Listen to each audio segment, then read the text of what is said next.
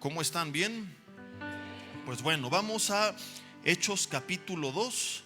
Vamos a continuar con nuestra serie Dunamis, una iglesia con poder. Hicimos una pausa la semana pasada. Si tú no viniste, te cuento que vimos un tema especial que se llamó Familias AAA.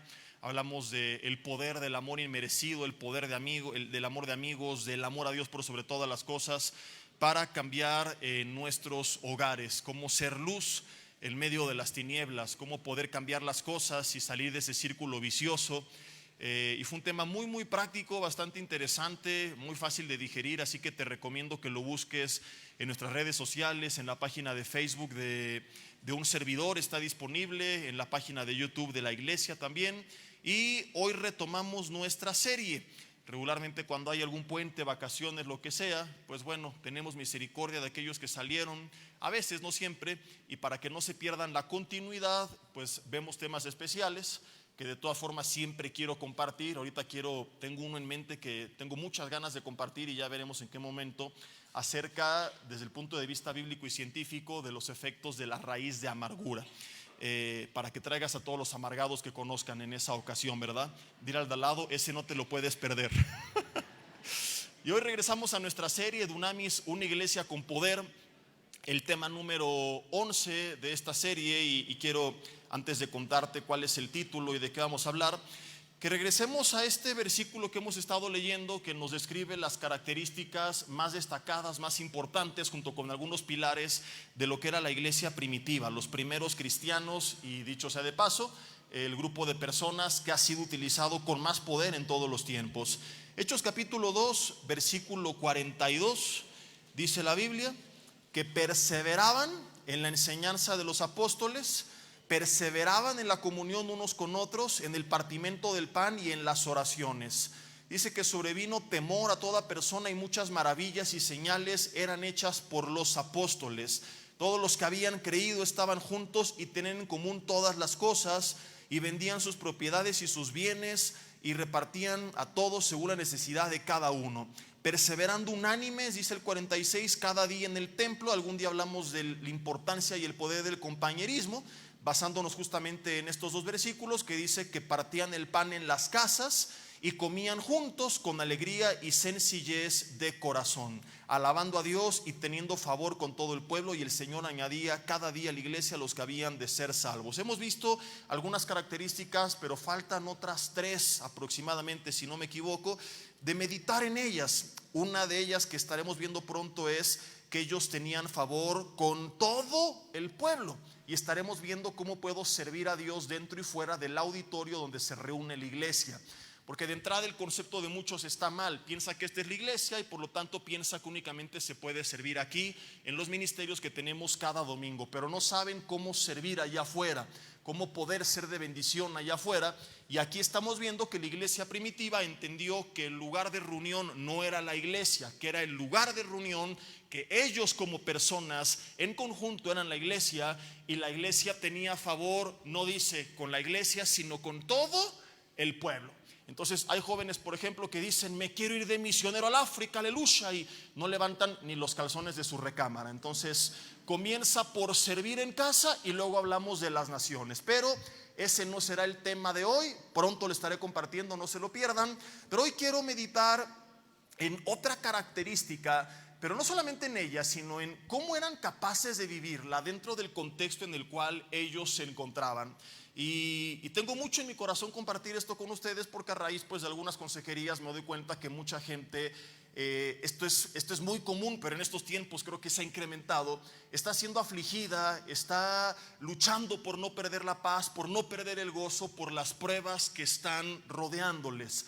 Y es increíble que aunque esta iglesia, ya lo vimos en los primeros mensajes, era perseguida a muerte por la predicación del evangelio, podríamos imaginarnos que cuando se reunían lo hacían así con miedo, y lo hacían pues un poco tristes, desanimados, afligidos, agüitados, porque por causa de su fe perdían sus bienes, perdían sus trabajos, perdían su familia. Hubo una persecución que se desencadena en contra de la iglesia. Y a pesar de eso, dice la Biblia que cuando se reunían no lo hacían con un espíritu compungido, con cara de pasa, viviendo como lo vimos en el primer mensaje de la serie, el cristianismo de parada de camión. ¿Qué haces? Pues nada, aquí sufriendo por causa del evangelio, pero ya cuando Cristo venga en el cielo seré feliz. Y mientras tanto, pues a vivir todo el tiempo sufriendo, ¿verdad? Como la Chabelita, ¿se acuerdan de ella? ¿Verdad? ¿Cuántos la vieron? Levanten la mano. Todos los paganos que veían esas cosas, porque a mí me contaron, yo no sé ni quién sea. Pero así hay muchas personas, siempre están compungidos y siempre sufriendo. Yo hace mucho recuerdo que les compartí un mensaje que titulé "Tengo que vivir con cara de pasa por ser cristiano".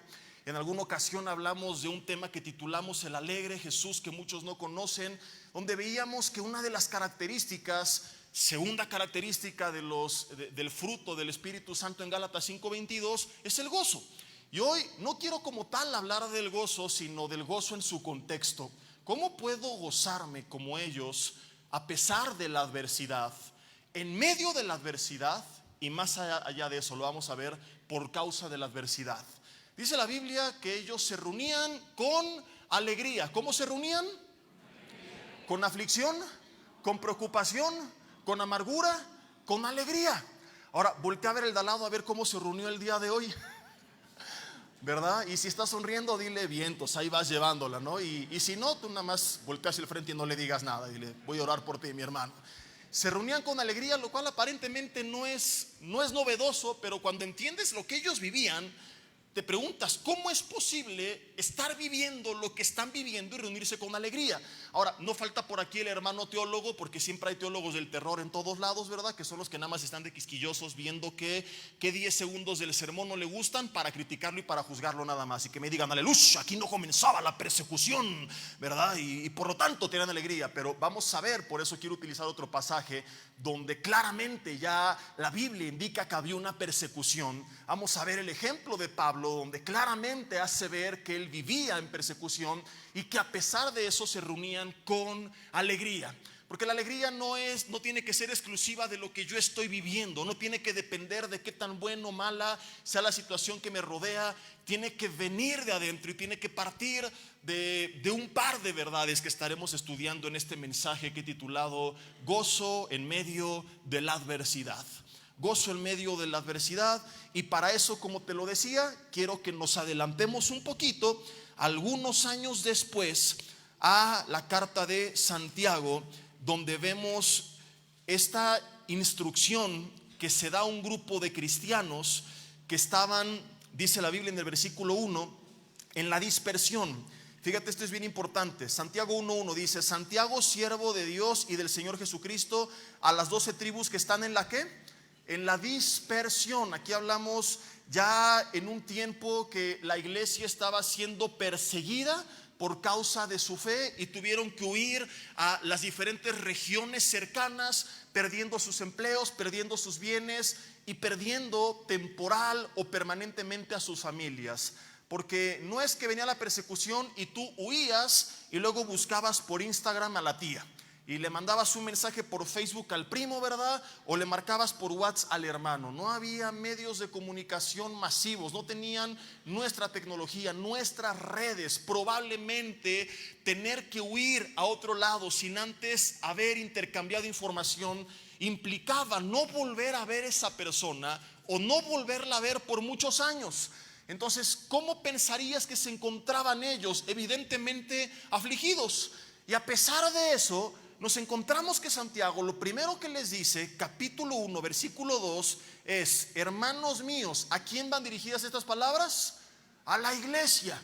Es una carta donde una y otra vez tú encuentras el término hermanos, hermanos, hermanos, hermanos. Son instrucciones dirigidas a los creyentes y dice: tengan por sumo gozo, es decir, alégrense mucho cuando se encuentren en diversas pruebas del griego peirasmos, que significa adversidad, sabiendo, versículo 3, que la prueba de su fe produce paciencia, mas tenga la paciencia su obra completa, para que sean perfectos y cabales, sin que nos falte cosa alguna. Y comienza a hablar de una serie de cosas bien interesantes. Es una carta que te recomiendo mucho leer y estudiar, porque tiene consejos muy prácticos. También nos da 2-3 coscorrones y una buena descalabrada. Pero hoy quiero que nos quedemos únicamente con lo que dice el versículo 2: tengan por sumo gozo, no dice alégrate, dice alégrate mucho cuando se hallen en diversas pruebas. Hoy vamos a ver que el contexto no está diciendo gózate a pesar de la adversidad, que es lo que generalmente nos enseñan. Es más bien un tipo de, entre comillas así decirlo, resignación bíblica. ¿Le estás pasando mal? Pues ya ni modo. ¿Cómo gozarme a pesar de la adversidad? A veces el mensaje es cómo gozarme en medio de la adversidad. Pero Santiago está poniendo el escalón muy arriba, porque lo que está enseñando no es gózate a pesar de la adversidad. No es gózate en medio de la adversidad, es gózate por la adversidad. Tengan por sumo gozo cuando estén en diversas pruebas. Lo que está diciendo es cuando venga una prueba, tú tienes que gozarte. Y dices, ¿y por qué me voy a gozar cuando estoy pasando una prueba? Esto es aparentemente incomprensible. La gente se alegra cuando le está pasando bien. Me ascendieron en mi trabajo, me incrementaron el salario, cambié de auto, me fui de compras, vinieron las vacaciones, Dios usó tu vida, tus hijos vinieron a Cristo, la suegra se fue de misionera a la África. Cuando hay este tipo de bendiciones, uno se siente contento. Pero ¿cómo puedo gozarme en medio de la prueba, a pesar de la prueba y más allá, por la prueba en sí mismo? Esto no entra a primera instancia a nuestra mente, nos hace un cortocircuito en la cabeza y si somos honestos, si no entendemos exactamente lo que está diciendo Santiago, puede que ni siquiera lo vivamos de forma genuina y corremos el riesgo de terminar siendo un grupo de religiosos hipócritas ocultos tras una careta, ¿verdad? Del tipo de personas que están por dentro, que se los lleva el tren, pero que como les enseñaron que el cristiano tiene que estar gozoso, aleluya, ¿verdad? Nunca es capaz de abrir su corazón y manifestar sus emociones. Y siempre que le preguntas, ¿cómo está, hermano? Bendecido, gozoso. Y dices, qué bueno que está gozoso, porque cuando está amargado no quiero imaginar cómo se encuentra, ¿no? Y no hace sentido como que alguien se goce por la adversidad. O sea, cuando ha llegado, por ejemplo, el hombre de familia a la casa, familia, me corrieron del trabajo, gloria a Dios, ¿verdad? Mi hijo está enfermo en el hospital, aleluya. No, cuando hay una prueba, naturalmente lo que hacemos es agüitarnos, es desanimarnos, es debilitarnos. ¿Cómo se le ocurre a Santiago? Puedes decir que falta de sensibilidad, que falta de empatía de este hombre. No se da cuenta lo que está sufriendo la iglesia, y en vez de iniciar su carta diciendo ánimo hermano, yo los entiendo, Dios está con ustedes, ¿verdad? Descansen en él, oro porque el Señor les restablezca, sabiendo que han perdido todo, que han dejado su casa, que están en otra nación, en otra cultura, con otro idioma, que han perdido aquello por lo que trabajaron toda su vida. Se le ocurre decirles como primera instrucción, gócense. Y dices, ¿qué me voy a andar gozando? Como si fuera tan fácil así, me levanto en la mañana y decido gozarme, ¿verdad? Y es lo que mucha gente entiende cuando lee que la Biblia nos manda estar gozosos, como si fuera solamente actitud, ¿verdad? Hoy me levanto con todas las ganas. Pero vamos a ver, quiero antes de entrar a ver estas dos verdades o dos consejos de cómo puedo yo gozarme en la adversidad, a pesar de la adversidad y por la adversidad, vamos a ver cómo la Biblia nos enseña con tres claros ejemplos que tú puedes ser un gran hombre, mujer de Dios, amar a Dios, buscar a Dios, tener una gran actitud y aún así la adversidad te puede llegar a derribar. Quiero rápidamente, tomaré unos 3-4 minutos para cada ejemplo, contarte de tres de los más grandes hombres de Dios, tres personajes muy famosos, muy conocidos y que en un tiempo al menos de su vida, la adversidad a uno le causó amargura, otro hizo que se fuera al mundo temporalmente, que se apartara de Dios, y el otro brother se quiso morir. Generalmente en la carne, sin Dios, lo que hace la adversidad es eso, nos amarga, nos quita la paz, nos quita la felicidad. Otros se enojan con Dios y se apartan de Dios, y otros pierden las ganas de vivir y caen en la depresión. Y podríamos creer que esto no va a suceder con un creyente, y por eso quiero mencionar estos tres ejemplos para de entrada ver lo que ellos vivieron, por qué lo vivieron, cómo podemos evitarlo, y dicho sea de paso, quitarnos una carga de encima. Que si tú te estás sintiendo así, no digas soy el peor cristiano, yo no sirvo para esto, las cosas de Dios no son para mí, yo no estoy a la altura, sino que sepas que es normal, que será parte del proceso en prácticamente todos. Lo que no te puedes dar el lujo es de quedarte ahí, porque los tres se levantaron. Y este es el problema. no que hayamos caído, sino que te quedes ahí tirado, que te sueltes de la mano de Dios y que no te levantes. Te puedes dar el lujo de sentirte desanimado, molesto, lo que sea, pero como siempre te lo he dicho, no te puedes dar el lujo de soltarte de la mano de Dios, porque entonces no vas a poder en tus propias fuerzas nuevamente ponerte de pie. José es uno de ellos. Si hay alguien que nos puede dar un ejemplo de buena actitud, es José. Al hombre, sus hermanos lo venden como esclavo, por envidia para empezar. Entonces, a lo mejor algunos de aquí se sienten afligidos porque en casa tienen problemas con el esposo, con la esposa, con los hermanos. Mira, yo no creo que nadie en tu familia haya llegado al nivel de los hermanos de José. Un consejo, abriendo un paréntesis para los padres de familia: cuando tus hijos estén peleando en casa, papá, tengo al peor hermano del mundo, no lo soporto. A ver, mijito, ven para acá, siéntate en la mesa. ¿Te ha llevado aquí al piojo a venderte como esclavo alguna vez en la vida? No. Entonces cállate, no tienes al peor hermano del mundo. No vas a valorar tu familia hasta que no conozcas a las familias de la Biblia. Hubo una señora bien tóxica que se llamaba Atalía.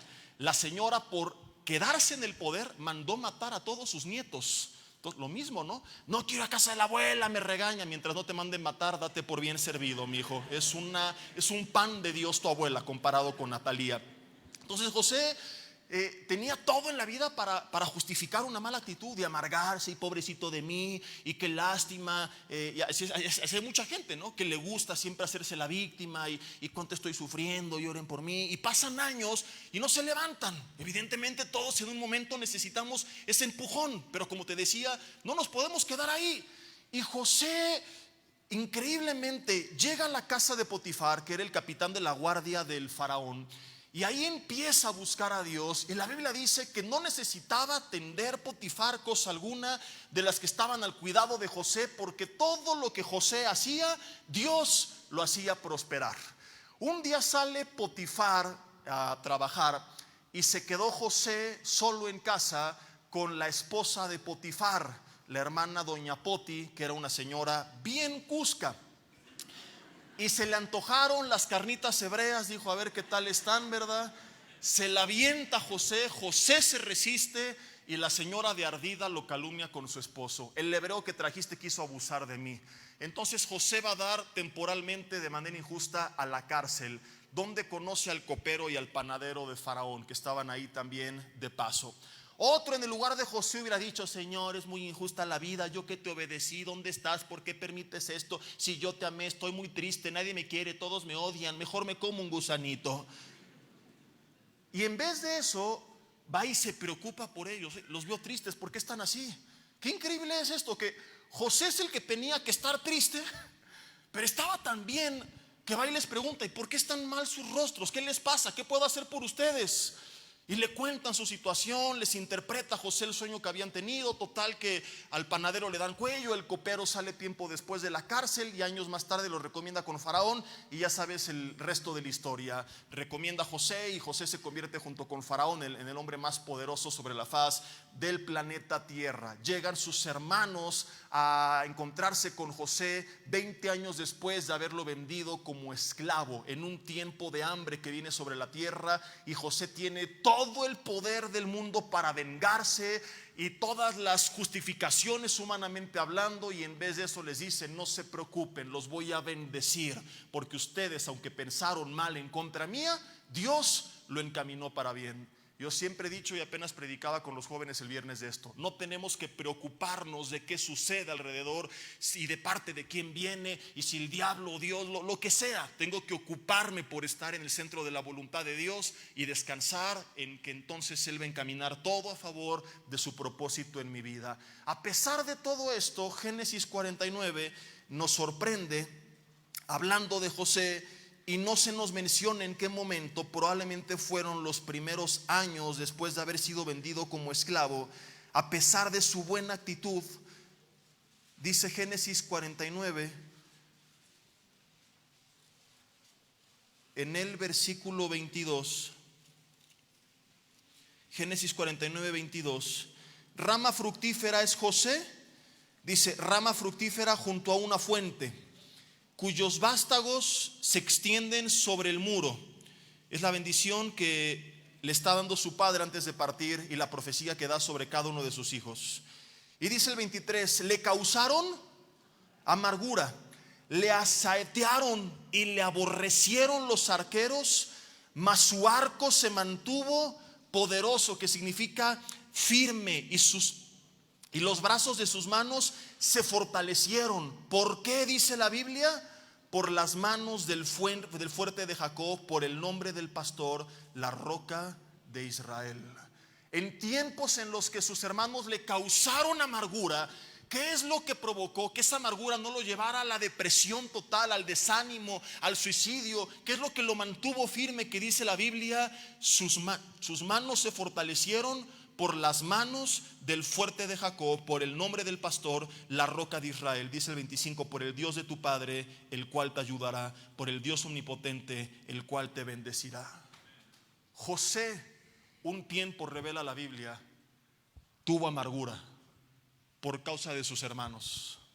No dice se amargó, dice que se la causaron, le asaetearon. Este término es importante en los tiempos que se escribe, porque cuando los arqueros disparaban, no había forma de evadir la flecha. No creas que ibas corriendo, era una flechita, era una lluvia de flechas que caía encima. Entonces está describiendo que José realmente no tuvo oportunidad ni dónde esconderse, ni a dónde moverse. De repente le cayó una tras otra, tras otra, tras otra, y aunque él no quiso, en algún tiempo le provocaron esta amargura. Y es así como a veces nos sentimos.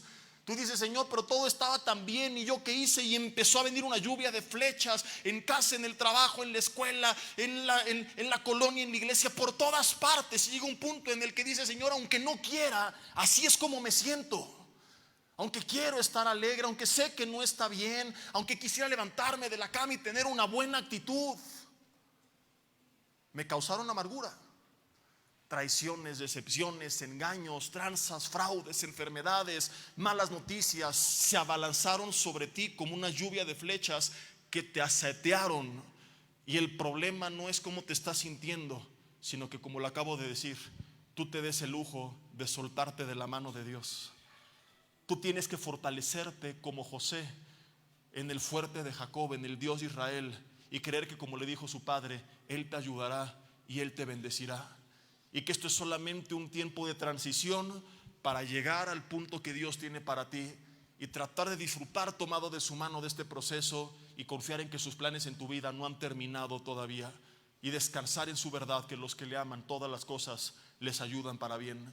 Si tú te sueltas de su mano en este tiempo, quizá no termine tu historia como la de José. David, otro ejemplo impresionante de buena actitud. Todas las pruebas que él pasó, toda la gente que lo traicionó, todas las veces que perdonó a personas que le jugaron chueco, y siempre salió adelante. Pero hay en la Biblia un par de episodios oscuros, y la Biblia, a diferencia de otros textos pseudosagrados, no oculta los pecados de sus personajes principales, no pretende presentarlos como hombres mitológicos, perfectos, infalibles.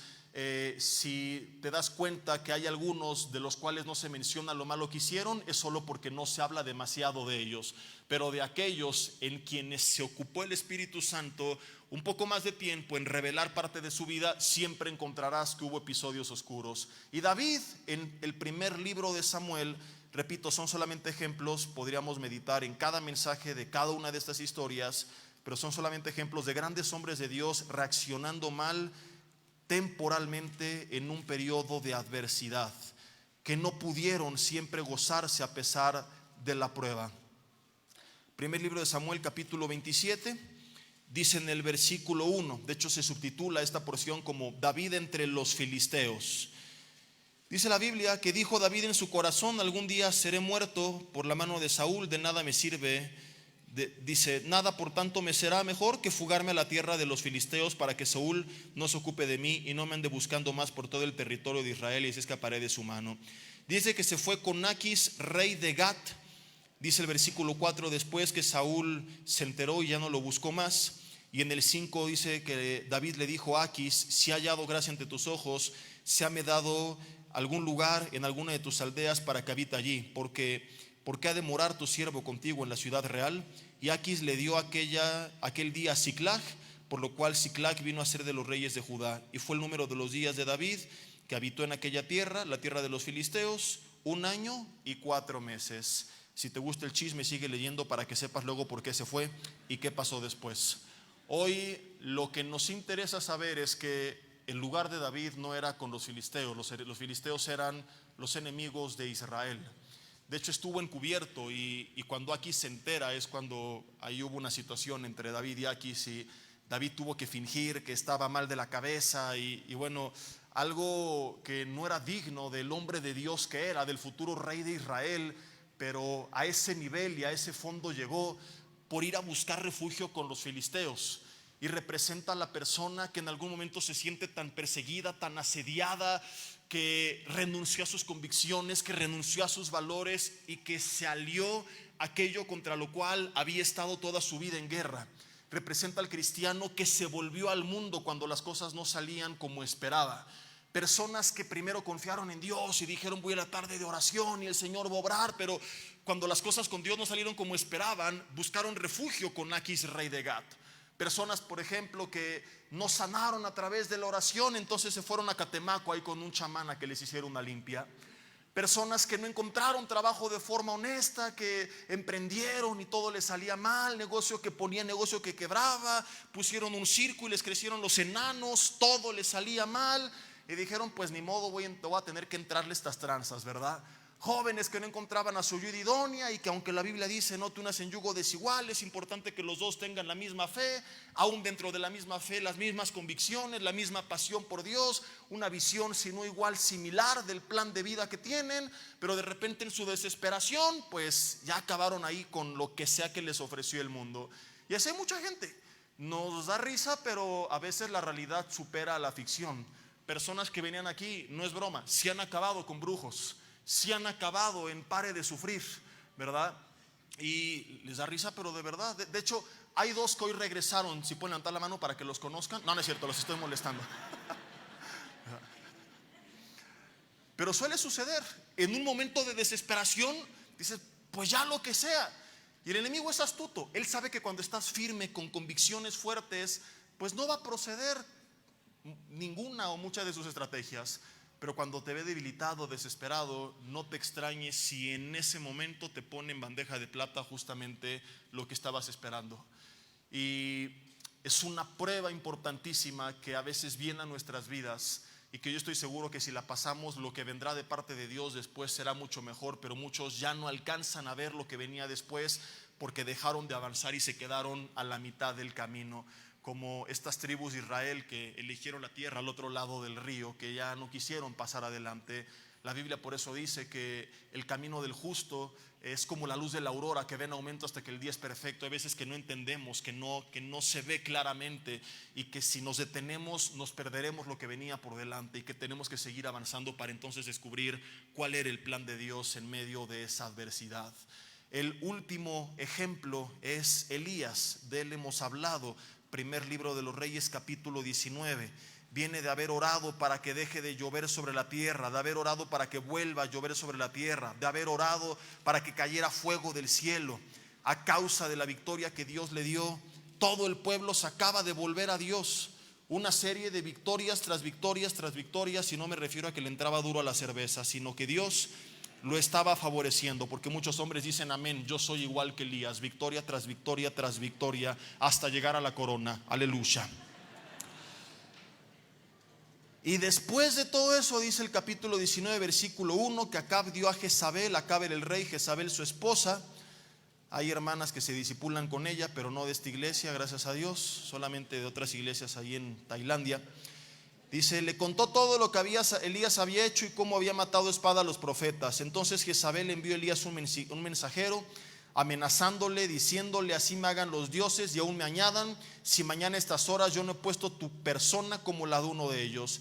Viendo pues el peligro, versículo 3, se levantó y se fue. ¿Para qué se fue? Para salvar su vida, y vino a Berseba, que está en Judá, y dejó ahí a su criado. Y él se fue por el desierto un día de camino, y vino y se sentó debajo de un enebro, y deseando del hebreo shael, que es pedir, requerir, demandar, morirse, le dijo: basta ya, oh Jehová, quítame la vida, pues no soy yo mejor que mis padres. Pregunta, ¿a qué huyó en el versículo 3? Para salvar su vida. ¿Y qué le está pidiendo en el versículo 4? Que le quite la vida. Entonces, ¿se fue para salvar su vida o se quiere morir? ¿Qué pasa en la vida de Elías? Que en el versículo 3 el hombre quiere vivir y en el versículo 4 le dice a Dios: quítame la vida. Aparentemente no tiene sentido, dices, el hombre sufre de algún trastorno de bipolaridad, es esquizofrénico o ¿qué le está pasando? Me imagino a los ángeles allá arriba, ya no entendí. Dios nos entiende a todos, ¿verdad? Pero los pobres ángeles, a ver, este cuate en el versículo 3 se quiere salvar y ahora se quiere morir. Si se quería morir, pues que se quede y que no huya hasta que Jezabel lo mate. Pero ¿por qué si huye y se esfuerza por salvarse ahora se quiere morir? ¿Qué es lo que produce este cambio en el estado de ánimo en la vida de Elías? Y la respuesta es muy sencilla, dice: un día de desierto de camino. Le añades a la aflicción que ya tenía un día de desierto, un día de no comer, de no beber agua, de estar desconectado de Dios, porque el resto del contexto nos enseña cómo el Señor lo lleva de vuelta a entender que iba a encontrar su presencia en la intimidad, porque él lo había perdido. Elías se había acostumbrado a ver la mano de Dios y el poder de Dios los últimos días de su vida a través de las emociones, de los eventos públicos. Y por eso es que después que el Señor se le presenta, ahorita regresamos a este punto, los lleva a una cueva y dice la Biblia que vino un viento que rompía las peñas y un fuerte terremoto y un fuego, pero que Dios no estaba ahí. Y viene al final un silbo apacible y delicado. Imagínalo. En medio de la soledad. Y ahí, dice la Biblia, estaba Dios. Entonces Dios quería recordarle a Elías aquello que él entendía pero que había olvidado. Porque él, cuando llega con Acab, rey de Israel, lo primero que le dice es: vive Jehová en cuya presencia estoy. Entonces fíjate qué increíble. El hombre, a pesar de que había estado 3 años y medio solo en tiempos de sequía, nunca le faltó nada y siempre se mantuvo firme porque había estado en la presencia de Dios. Pero en los últimos días ve tantas cosas tan sobrenaturales y que hacen tanto ruido, que cambió la intimidad, la presencia por eso, y empezó a depender ya no de la intimidad sino de lo que pasaba públicamente. Y cuando lo que pasa públicamente no le favorece, ahora se siente con miedo, ahora se siente en riesgo, huye para salvar su vida, no se fortalece en Dios. Y lo que te decía hace rato, entiendes que quizá hubo unos segundos de temor que le llevaron a huir, y que si hubiera buscado a Dios se fortalece como después lo hizo y regresa para enfrentar a Jezabel. Pero lo que no podemos darnos el lujo es de hacer lo que él hizo: un día de desierto de camino, un día que se suelta de Dios. Ahora está totalmente deprimido, desanimado, y el hombre ya no tiene ganas de vivir. Y Dios se le presenta y le dice: levántate y come. Se levanta, come y se vuelve a tirar. Le dice: levántate y come porque largo camino te resta, no he terminado contigo, todavía tengo planes para ti. Se levanta, come y sucede todo lo que ya te conté. Y Dios permitió que viviera muchos años más y su vida fue utilizada con poder. Jezabel, por supuesto, conforme a la profecía que Dios le dio, acabó muriendo algunos días más tarde. Pero aquí lo que nos interesa, más allá del resto de la historia, que como te decía es importantísima, es ver que un gran hombre de Dios, un día que se suelta de la mano de Dios, sumándole un problema que tenía, pierde hasta las ganas de vivir. ¿Tú tienes idea cuántos pastores en los últimos años han quitado la vida? Es tan común en las redes sociales ver casos y casos y casos, y dices: ¿cómo es posible? Si se dedicaban a predicar una vida por fe y no conocían estos principios. Por supuesto que sí, pero como te dije la semana pasada, a veces la información no es suficiente sin ciertas convicciones. Y no se trata solamente de acumular teología en mi cabeza y decir: ya tengo todas las respuestas y todos los sermones acerca de cómo enfrentar la adversidad. Seas quien seas, el mismo Elías, te sueltas de Dios y el enemigo va a aprovechar esa oportunidad para sumarla a los problemas que estás enfrentando y que pierdas, aún conociendo toda la Biblia, las ganas de vivir. No puedes confiarte y bajar la guardia y soltarte de la mano de Dios. Puedes tener años en la iglesia, puedes ser líder, puedes ser pastor, y si le pasó a Elías, ¿quién nos garantiza que no nos pase a nosotros? Jesús fue claro y sus palabras son en serio: pegados a mí llevarán fruto, Juan 15 del 1 al 5. Pero entiéndanlo: separados de mí nada pueden hacer. Esto se decía de otra forma desde el Antiguo Testamento. Todo el tiempo el Espíritu Santo lo reveló y muchos lo entendieron. a veces tú y yo lo olvidamos. Isaías capítulo 40. Vamos a ver ya de forma explícita, sumando a Juan 15, que ya te cité, que la primera forma en la que yo voy a poder, como los primeros cristianos, mantener mi paz y mi gozo en medio de la adversidad, es fortaleciéndome en la presencia de Dios en medio de la adversidad. Si yo me suelto de Dios como lo hizo Elías, si yo no me aferro de Dios como sí se aferró José, ese tiempo de tristeza no solamente no se va a ir, se va a hacer más grande hasta que me destruya por completo. Isaías capítulo 40, versículo 27. Dice: ¿por qué dices, oh Jacob, y hablas tú, Israel? Mi camino está escondido de Jehová, y de mi Dios pasó mi juicio. ¿No has sabido, no has oído que Él es Dios eterno, el cual creó los confines de la tierra? No desfallece ni se fatiga con cansancio, y su entendimiento no hay quien lo alcance. Y esto es lo que me importa, el 29. El de esfuerzo alcanzado. No dice no te canses, si te cansaste pecaste. No, si te cansaste, fortalécete en Él. Y multiplica las fuerzas al que no tiene ninguna. Se da por hecho que en algún punto vamos a estar cansados y no tendremos fuerzas. El problema no es ese, sino que no sepamos la solución para volverlas a adquirir. Los muchachos se fatigan y se cansan, los jóvenes flaquean y caen.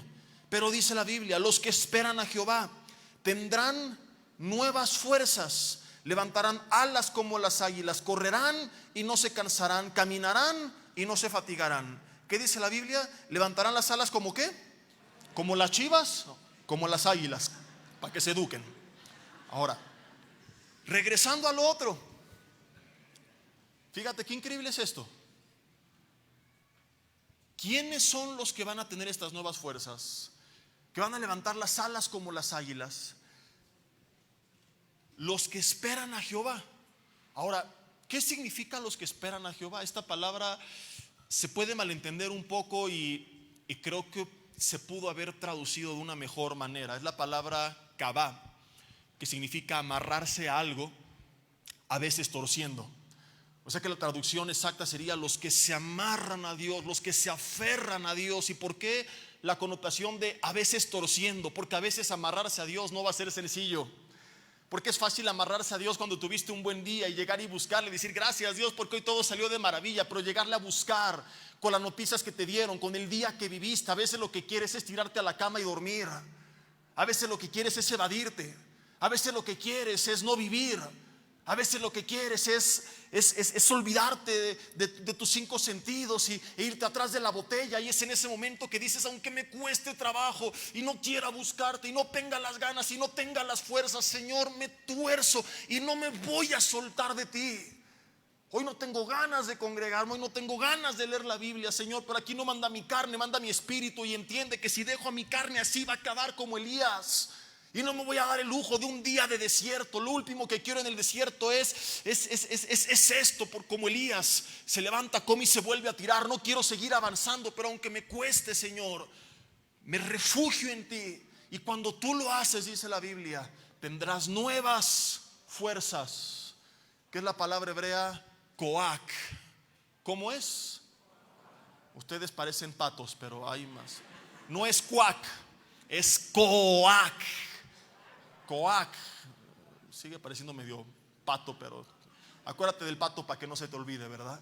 Y es la misma fuerza que se le atribuye a Sansón, la misma fuerza que Caleb dijo que tenía a una edad avanzada, la misma fuerza que dice Proverbios es la gloria de los jóvenes. Es una fuerza física sobrenatural que Dios da. Cuando te encuentras como Elías, no quieres seguir avanzando en el desierto, no tengo ganas, las cosas han salido mal, no me quiero parar de la cama, no quiero seguir viviendo. Dios te va a dar esas fuerzas. No es una fuerza solamente interior, es una fuerza exterior para que sigas adelante cumpliendo con el propósito. Pero entendamos esto: esta fuerza no la tienes por saber lo que la Biblia dice acerca de las pruebas, etcétera, etcétera. Puedes saberlo todo, pero si no te amarras a Dios, no las vas a obtener. Es solamente aferrándote a Él. Le buscas en oración, empiezas a poner alabanzas, empiezas a leer la Biblia, te sientes desanimado, pero empiezas a escuchar una predicación y entonces te empiezas a fortalecer espiritualmente y Dios te empieza a habilitar de estas nuevas fuerzas. Y es cuando tú te fortaleces en Él que eres capaz de mantener el gozo en la prueba y a pesar de la prueba. Vamos a ver unos minutos cómo gozarme por la prueba. Pero este primer consejo, esta primer verdad, fortalecerme en Cristo, es lo que me va a ayudar a estar gozoso en la prueba y a pesar de la prueba. Y es lo que Pablo decía en Filipenses 4. ¿Quieres algo un poco más explícito y más reciente? Te encuentras con este hombre que, si tú conoces su vida, sabes todo lo que enfrentó y todo lo que sufrió y todo lo que lo persiguieron y lo apedrearon y naufragó, etcétera, etcétera. Y dice Filipenses 4, versículo 10. Dice: en gran manera me gocé en el Señor de que ya al fin han revivido vuestro cuidado de mí, de lo cual estaban solícitos, pues les faltaba oportunidad. Aclara, no lo digo porque tenga escasez, pues he aprendido ¿a qué aprendió Pablo? A contentarse, a tener gozo, cualquiera que fuera su situación. Dice en el 12: sé vivir humildemente y sé tener abundancia. En todo y por todo estoy enseñado, así para estar saciado como para tener hambre, así para tener abundancia como para padecer necesidad. ¿Por qué Pablo podía tener contentamiento en las buenas y en los tiempos difíciles? Porque todo lo puedo. Este es el contexto de este versículo tan famoso, versículo 13: en Cristo que me fortalece. Yo no voy a poder contentarme en la adversidad a menos que Cristo sea mi fortaleza. Y cuando Él me fortalece, no importa lo que venga, estaré como Pablo. Que hubo tiempos buenos, gloria a Dios, disfruto de su bendición. Que nos vamos unas vacaciones más largas y más lujosas, qué bueno. Que cambiamos el coche y la casa, qué bueno. Que podemos ir a comer a lugares bonitos, qué bueno. Que de repente hubo una crisis y ya no pasa nada. Somos las mismas personas, tenemos el mismo Espíritu Santo, el mismo gozo. Disfrutaré de otra manera. Hay gente que se va a viajes lujosos y ni así se le quita lo amargados. Se cambian de casa y son los mismos amargados en otra casa más grande. Ya tienen más espacio para pelear. No, cuando tenga este coche van así, manejando. Porque no han entendido lo que hace 8 días veíamos, que además de bíblico es científico. Aquello que llega al cerebro como señal de algo novedoso, que hace que liberes dopamina y que te hace sentirte bien en cuestión de tiempo que te acostumbres. No vas a liberar nada. Y si nunca trataste con tu corazón, volverás a ser el mismo amargado. Y no es un cliché, es algo científico. De allá afuera el mundo, ¿realmente la gente por ser famosa y poderosa está feliz? ¿Son felices nuestros políticos? Qué tristeza que nuestro expresidente haya tenido que tener un matrimonio fingido y arreglado. Que ni aún con todo el poder pudo haber disfrutado de una relación genuina con una persona que amara en verdad. Es la bajeza a la que llegamos sin Dios. Robin Williams, actor de películas de comedia, siempre sonriendo, suicidándose. Whitney Houston, con todo el poder y dinero del mundo en algún tiempo de su vida y la fama y lo que quieras, muerta por sobredosis en una bañera. El tema no es cómo se murió y que la encontraron sola, sino qué vacía estaba su vida, que en esa situación se encontraba. ¿Quieres que le siga? Michael Jackson, voltea a ver cuántos artistas, políticos, gente poderosa, famosa, empoderada, realmente es feliz. No estoy satanizando que tengan poder, recursos, etcétera, como la semana pasada veíamos, ¿verdad? Si puedes tener eso y la paz y el gozo, gloria a Dios. Pero muchos cambiaron lo más importante de su vida por aquello que creían que era todo y que no es nada. Y Salomón decía: es un mal muy común debajo del cielo, gente que no le falta nada de lo que su alma desea, pero Dios no les da la facultad de disfrutar de ello. Qué triste tenerlo todo y no poderlo disfrutar. Gente que el día de su muerte estuvo tan lejana a su familia que ni siquiera le dieron sepultura. Hay tantas verdades tan confrontadoras que escribe Salomón, que lo llegó a tener todo, que bien haríamos en recordar. Y en este contexto retumban las palabras de Pablo. Lo malo no es ni cuando viene la necesidad ni cuando viene la riqueza. Lo malo es vivir en cualquier estado sin Cristo. No serás más feliz con riqueza, ni más feliz con pobreza, ni más triste con riqueza, ni más triste con pobreza. No hay que romantizar ninguno de los dos extremos, ni satanizarlos. El problema es enfrentar cualquier estado de tu vida sin Dios. En cambio, cuando estás en Él, dices, buenos tiempos, gloria a Dios. Tiempos difíciles, no pasa nada. ¿Que alcanzó para langosta? Qué bueno. Para taquitos, están más ricos que la langosta, ¿o no?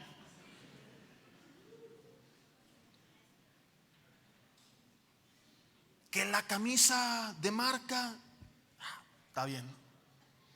Que en vez de Lacoste dice la costeña. Que el cocodrilo parece iguana pacheca. Pues igual me tapa del frío, ¿o no? Que los tenis Nike último modelo, está bien. Que son Mike, pues, no. Igual caminas con ellos. Y por eso la Biblia dice, Pablo a Timoteo, teniendo sustento y abrigo, estemos contentos con esto. ¿Por qué realmente esto? Las necesidades básicas, si estamos en Cristo, lo que necesitamos para ser felices. En esto, llevando esto al extremo del conformismo, ya lo dejamos claro. Sí, tienes el otro, qué bueno, pero no caigas en el engaño de que entonces tendrás más alegría. Tu alegría viene de fortalecerte en Cristo, teniendo sustento y abrigo. Y voltea a ver a tu alrededor, ves a alguien como que se esté muriendo de frío. Pobrecito, no viene bien tapado. No, todos están abrigados. Ves a alguien como que se esté muriendo de hambre, ¿no? Voltea a ver la panza del de al lado, en serio. Échale el ojo en la fila ahí como 5 o 6 lugares hasta donde alcance tu mirada chismosa telescópica. Y dime si o no el hermano que está al lado de ti está bien sustentado, totototote, ¿verdad?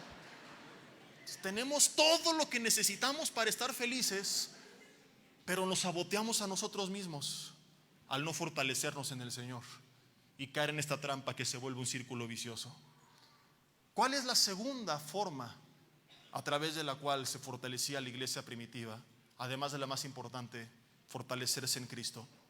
Santiago capítulo 1, vamos a regresar ahí nuevamente y hacerle un poco de justicia a lo que él escribe, porque aunque se da por hecho que él se fortalecía en Cristo al llamarse desde el versículo 1 siervo de Jesucristo, realmente el contexto, al menos en este pasaje, no está hablando de fortalecerme en Él para entonces enfrentar la prueba con gozo. Él nos está dando una segunda herramienta para enfrentar la prueba con gozo.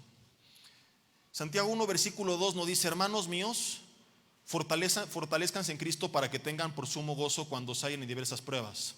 Ni tampoco dice: tened por sumo gozo cuando se hallen en diversas pruebas, fortaleciéndose en el Señor. No mete ese consejo aquí. Lo que él dice es: tened por sumo gozo cuando se encuentren en diversas pruebas. Versículo 3, ¿cómo lo voy a lograr? Sabiendo, subraya la palabra sabiendo. ¿Sabiendo qué? Que la prueba de vuestra fe produce paciencia, y luego comienza a hablar de lo que obra la paciencia en nuestras vidas. La palabra sabiendo nos está hablando algo interesantísimo que no podemos perder de vista. Ahorita lo retomo, pero antes quiero brincarme tantito. Dice: sabiendo que la prueba de vuestra fe produce paciencia. ¿Y sabes qué es la palabra paciencia? Jupomone, que significa resistencia o aguante alegre. No está hablando de resignación, solamente esperar, sino de la actitud con la que lo hacemos. Dice: tienes que esperar, pero esperar con alegría. Porque ya hablamos hace rato que a veces la prueba es parte del proceso, pero tampoco se trata de estar amargado en el proceso porque creo que al final estaré contento. No, es disfrutar de todo ese camino, aunque sea difícil, aguantar con alegría. ¿Cómo? Además de estar fortalecido en Cristo, dice él, sabiendo que la prueba de vuestra fe produce paciencia. El segundo método que nos enseña Santiago para estar gozosos en medio de la prueba es saber que la prueba tiene un propósito. Sabiendo, es decir, cuando le añadimos a la adversidad la revelación o la información del motivo de la adversidad, entonces cambia mi visión acerca de ella. Cuando yo solo veo la prueba es imposible estar gozoso, pero cuando yo tengo información acerca de lo que va a obrar la prueba, las cosas cambian completamente. Te lo voy a explicar con un ejemplo para darme a entender mejor y que quede claro, porque se me quedaron viendo con cara de a ver de cuál le entro para para también ponerme bien gozoso, brother, ¿verdad? ¿Qué sentirías si yo te digo, oye, te invito a sentarte en un sofá durante unas 13 horas aproximadamente? No te puedes parar a nada más que al baño y la comida va a estar medio chafa. ¿Alguien le emociona este plan para el resto del día? Sin internet.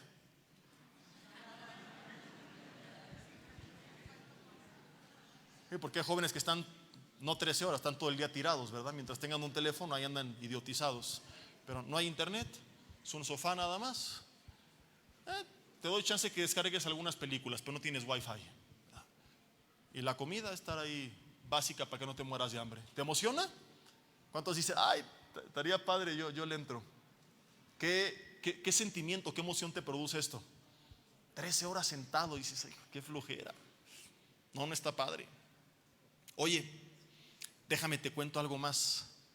No es cualquier asiento, es el asiento de un avión en un vuelo que va camino a Europa, donde te voy a pagar un tour completo por 2 meses. Y ya te tramité el permiso con tu jefe. Hasta te duplicó el salario para que te alcance. Hasta risa les da, ¿verdad? ¿Qué sensación te produjo la primera propuesta? No estuvo padre. ¿Y la segunda? A ver, quiero ver sus caras. Imagínate, 13 horas sentado. Camino a Europa. Sonrieron. Mendigos materialistas. No, no es cierto. Yo también sonrío con ustedes, ¿verdad? A todos nos late la idea. Y dices, ¿qué cambió? ¿Por qué de repente vino una sonrisa en mi rostro? No cambió la prueba.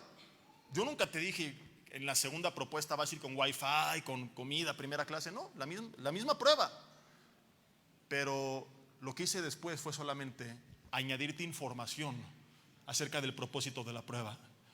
Revelarte el destino final de dónde te llevaría la prueba. Y eso lo cambia todo. Y es a lo que Santiago se refiere. Tengan por sumo gozo. ¿Cómo? Sabiendo lo que va a producir la prueba, que va a producir paciencia, y la paciencia va a tener una obra en tu vida que va a ser para bien cuando tú entiendes que no es una prueba que Dios puso en vano, sino que tiene un propósito que va a obrar para bien. Y podríamos aquí hablar de los propósitos de la prueba: despertarnos, acercarnos nuevamente a Él, a veces cambiar nuestra dirección, como lo hizo con la iglesia primitiva, a un rumbo mucho mejor. El punto es, cuando tú le crees, Señor, no sé cuál es el propósito, pero a través de esto va a sobrar algo bueno. A través de esto tu voluntad buena, agradable y perfecta se va a manifestar. Es que puedes reaccionar distinto, no porque la prueba cambió, sino porque a veces lo que nos falta es información acerca de la prueba. ¿No te ha pasado que hoy, al voltear atrás y recordar ciertas adversidades, hasta sonríes porque dices, gracias a esto pasó todo esto? Y dices, si regresara el tiempo la volvería a enfrentar, pero con una actitud distinta. Yo le contaba el viernes a los jóvenes que cuando llegué a Toluca llegué medio amargado, enojado, porque había vivido en Mérida 3 años y estaba contento allá. Y estaba reclamándole a Dios, ¿para qué me trajiste aquí? La ciudad está fría, no me gusta, no están mis amigos, su equipo de fútbol es malísimo, me quiero regresar, ¿verdad? Y cuando un domingo veo a quien se convierte años después en mi esposa, les decía el viernes, pero lo dije mal, en vez de decirles que la vi con un suéter con cuello de tortuga, color aqua, les dije, la vi y tenía cuello y todo. Tenía cuello, ¿verdad? Pues cómo estaban las anteriores para que le llamara la atención, que las imaginaban así, yo creo, ¿no? Lo que quise decir es que estaba en la mesa de materiales donde se vendían las conferencias del doctor Alducin, en cassette en ese entonces, en VHS, y la volteo a ver más o menos de aquí a donde está la esquina de la pantalla. Me pude imaginar, aguanten, me pude imaginar a Dios con sus ángeles en el cielo, así como que, ¿qué decías de Toluca, Jesse? No, su equipo de fútbol no es tan malo, Señor, ¿no? Ya me está gustando esta ciudad. Y si regresara en el tiempo y sabría lo que venía, que no solamente era eso, era que aquí conocí a Dios, que aquí cambió mi vida, que aquí le empecé a servir, que aquí decidí qué es lo que quería hacer el resto de mis días. Y creo que ustedes se dan cuenta que disfruto hacerlo, que no es para mí una carga, que realmente soy feliz sirviendo a Dios. Yo podría regresar el tiempo y decir: Dios, gracias por esta prueba. ¿Pero por qué estás loco? No, porque sé lo que viene. Y ahorita a lo mejor estás en un momento, termino con esto, si me apoyan con el teclado, porque ya me pasé de rosca con el tiempo, en el que tú no puedes ver el final de la prueba, pero puedes oír las promesas que tienes en medio de la prueba. Es como una película que tú ves la primera vez y estás afligido, angustiado, ¿y qué va a pasar? Y cuando la ves la segunda vez, entonces estás contento, pues, va a pasar esto, aquello y lo otro, y ya sabes cómo termina todo. Y así es tu vida. No has visto claramente el final, pero aquí está la promesa del guionista, que aunque no te dé detalles particulares, te ha dado información general suficiente y que te dice: hey, mis caminos son más altos que los tuyos. Mis pensamientos para ti son de paz y no de mal. Mi voluntad es buena, agradable y perfecta. Señor, pero mira mis hijos, ¿cómo están? Lee el guión. Aquí dice: cree en Jesucristo y tú y tu casa serán salvos. Descansa en mi promesa. Pero la adversidad, y quizá me dijeron que el jefe me llamó porque me va a correr. Así no termina tu vida. Tu vida no terminará contigo mendigando. David dijo: joven fui envejecido, jamás he visto justo desamparado ni su descendencia que mendigue el pan. Tu vida termina buscando a Dios y viendo cómo Él te da todo lo demás por añadidura, porque esta es su promesa y Dios no miente. Lo que Dios ha dicho que se hará, se hará. Señor, pero partió mi ser querido, no lo sanaste, se murió. No, ahí no terminó la historia. Así es como termina la historia. Ustedes resucitando en el paraíso, reencontrándose y viviendo por los siglos de los siglos. Porque yo te dije que yo era la resurrección y la vida, que todo el que creía en mí, aunque estuviera muerto, viviría. Este es el final de la historia.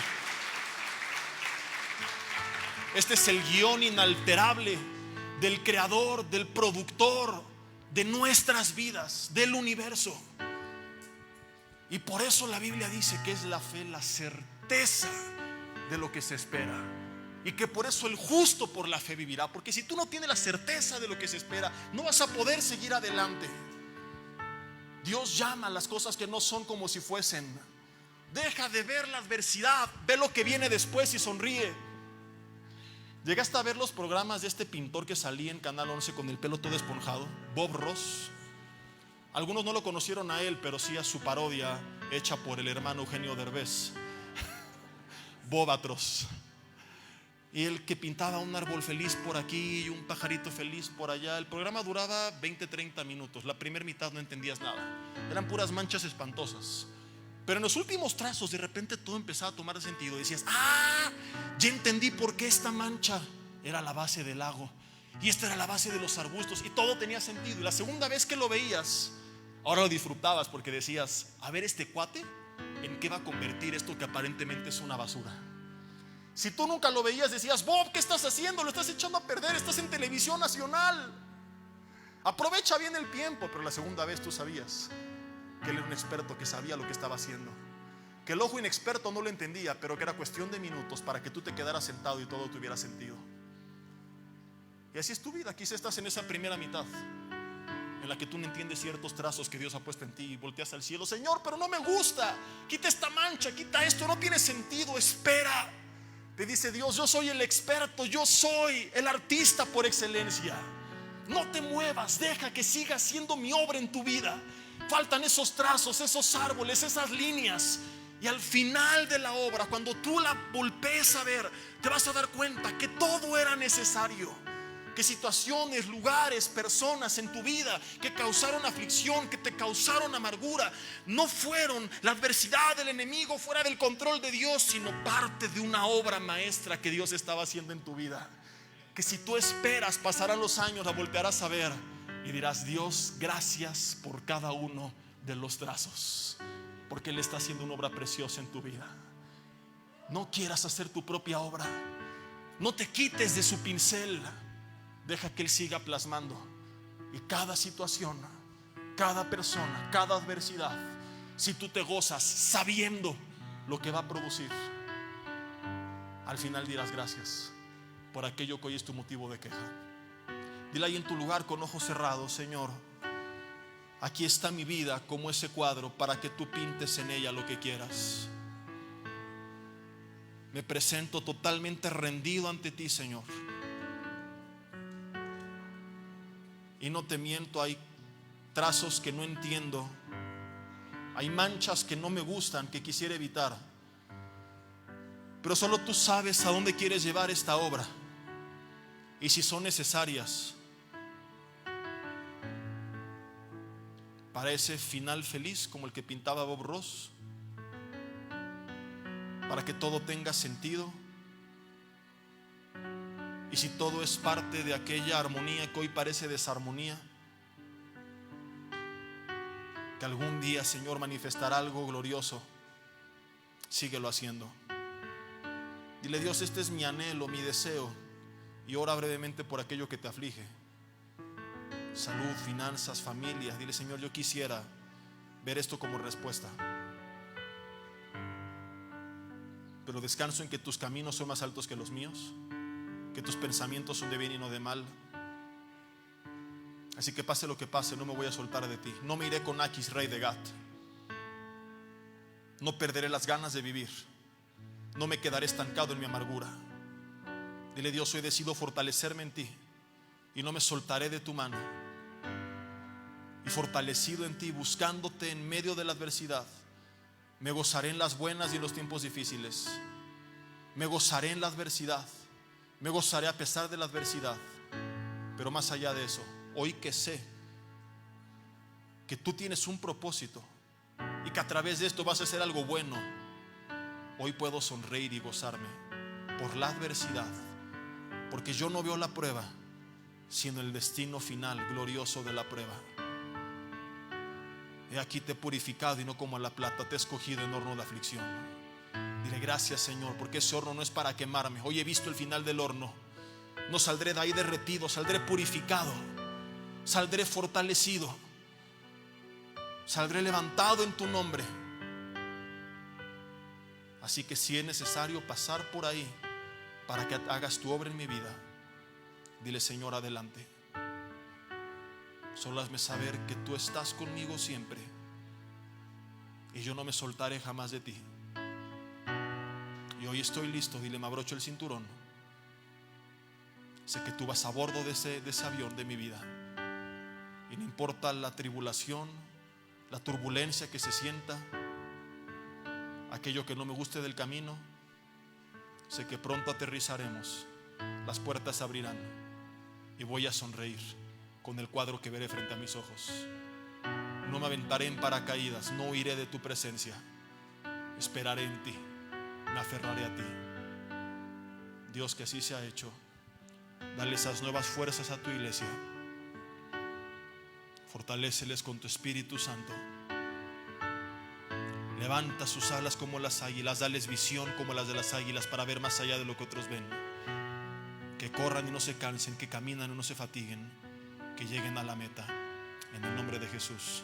Amén, amén, y así será. Gracias a Dios.